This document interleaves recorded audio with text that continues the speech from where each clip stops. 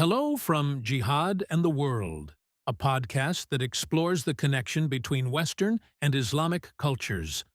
This is Mark Silinsky of Kensington Security Consulting, where we bring education to national security. Today's podcast revisits topics discussed in Jihad and the West. Black Flag over Babylon, released 10 years ago. Here, we provide brief biographies of two men who were in the news several years ago. Both answered the call of jihad and traveled abroad to fight against the West. Anwar al Awlaki was born in New Mexico in 1971 to Yemeni parents and moved to Yemen when he was 7. He lived there until he enrolled at Colorado State University, where he earned a degree in civil engineering.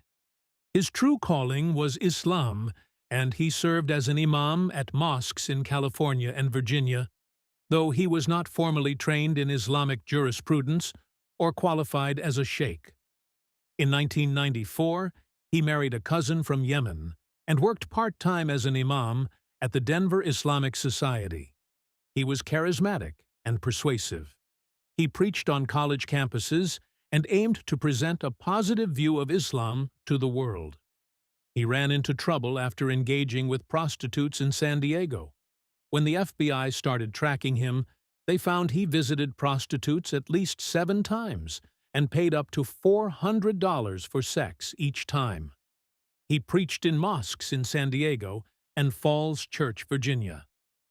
During investigations into the December 2001 Islamic attacks in the United States, the FBI discovered that 3 of the hijackers had attended his mosques. Awlaki left for Britain in September 2001, claiming he felt unsafe in America after the al-Qaeda attacks. He became radicalized and started preaching there. He moved to Yemen in 2004, but was imprisoned on charges of aiding terrorists. During his time in prison, he immersed himself in the writings of the Islamic Brotherhood and devoured the works of Sayyid Qutb, which intensified his fervor. After his release, he headed to Yemen's mountains, where he built his website and propaganda center. U.S. officials believe he shifted from simply inspiring to actively planning terrorism in the West. He definitely inspired Farouk Abdul-Muttalab, the underwear bomber who failed to detonate explosives on a Detroit-bound plane on Christmas Day 2009.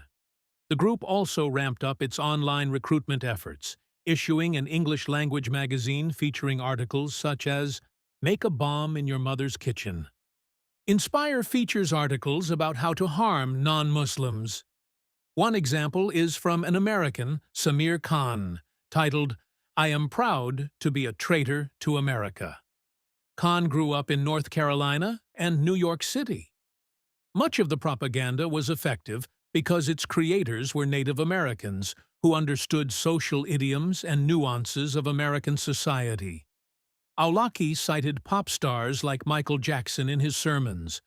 For other audiences, he quoted Dickens and upscale authors.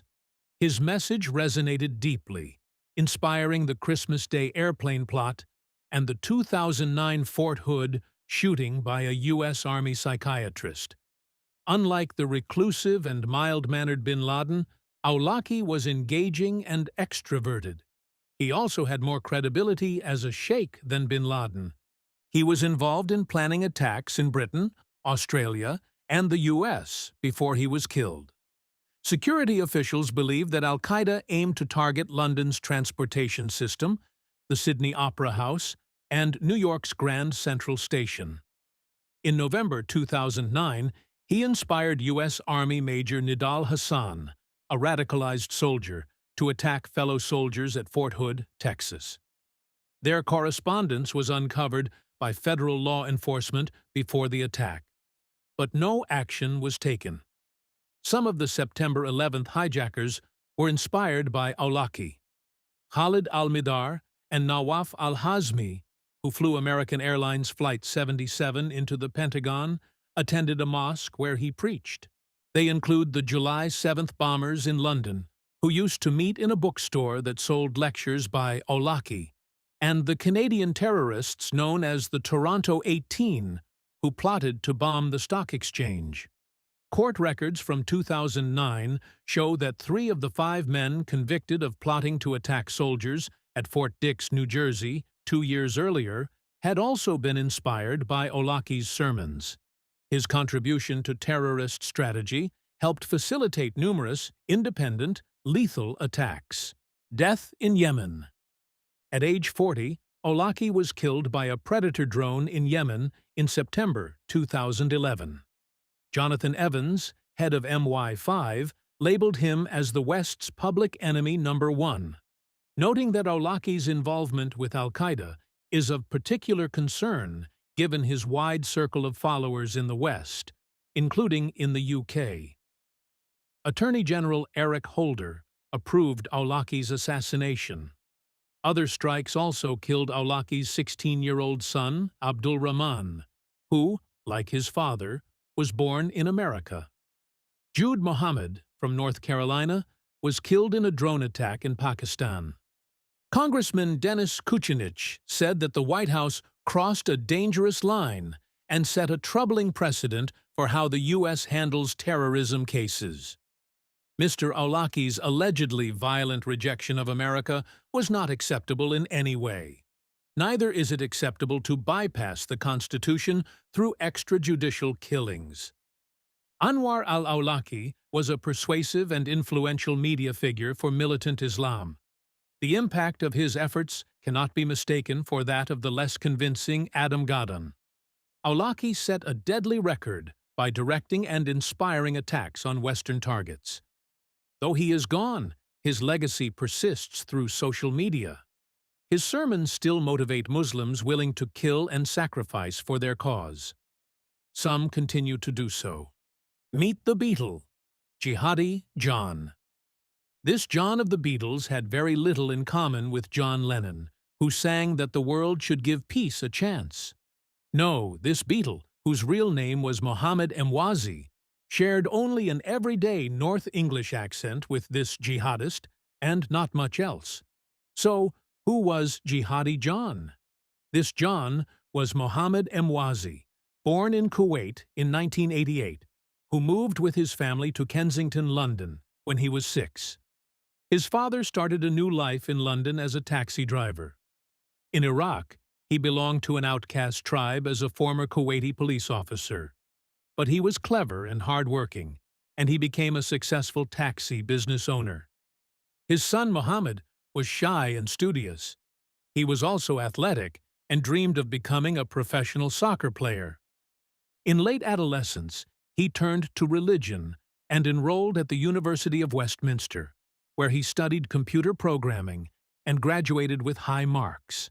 At the same time, his intense Islamic radicalism began to develop. Westminster University was filled with radical Islam, and he was part of the London Boys, a network of British and East African Islamist extremists. His younger brother Omar was also an extremist and was linked to what was called the Muslim Mafia. Dead Man Walking. Emwazi's calm persona persisted into early adulthood. In 2009, he relocated to Kuwait and began working for an information technology company, where colleagues described him as conscientious and self-disciplined. However, he had a secret agenda, and MI5 was aware of him. They believe he and other London boys planned to travel to Somalia to join a terrorist group. British intelligence questioned him about his terrorist connections and plans. He told a reporter that he was afraid the British would try to kill him. In his words, "Sometimes I feel like a dead man walking." He couldn't go back to Kuwait, and he didn't want to live in Britain. So in 2013, he went to Syria. In his new home in Syria, he led the Islamic State in Iraq and the Sham, also known as ISIS. It was there that he earned the nickname Jihadi John, as one of 4 Britons with English accents. They were also called the ISIS Torture Squad, and for good reason. One captive describes his imprisonment. It was like being under the control of psychopaths and lunatics. The prison cells were cramped and cold, and prisoners were often shackled. The guards sometimes slept in an adjacent room, and the prisoners' screams could be heard from rooms away. To their amusement, the guards waterboarded and zapped captives with tasers. Guards enjoyed staging fights among the inmates. The losers were beaten. This was the Fight Club. Emwazi was known as a guard, torturer, and killer of Western hostages. He appeared in videos seeming to enjoy the terror and pain he caused his captives. Emwazi began his killing spree in August 2014 when he beheaded American photojournalist James Foley. He recorded this event along with other murders, including those of Stephen Sotloff, another American journalist, Peter Kassig, an aid worker, and British aid workers David Haynes and Alan Henning. He also killed others, mainly Syrian captives, and took pleasure in doing so. In his heavy London accent, he threatened President Obama with mass murder unless he stopped the airstrikes on ISIS targets. The president was not convinced, and he wanted him dead. Death came for the killer in November 2015. Emwazi had become careless in his murderous activities. Some of his routes were too predictable. His signature baseball cap gave him away and allowed British and American intelligence to track and kill him. A Predator missile ended his life. The other Beatles were tried in Western courts and received lengthy prison sentences. Thank you for listening to this episode of Jihad and the World. Our latest book, Cauldron of Terror, Hamas, Israel, and the World, will be available for purchase in July 2026. This podcast does not reflect the official position of the United States government. Until next time, goodbye from Kensington Security Consulting.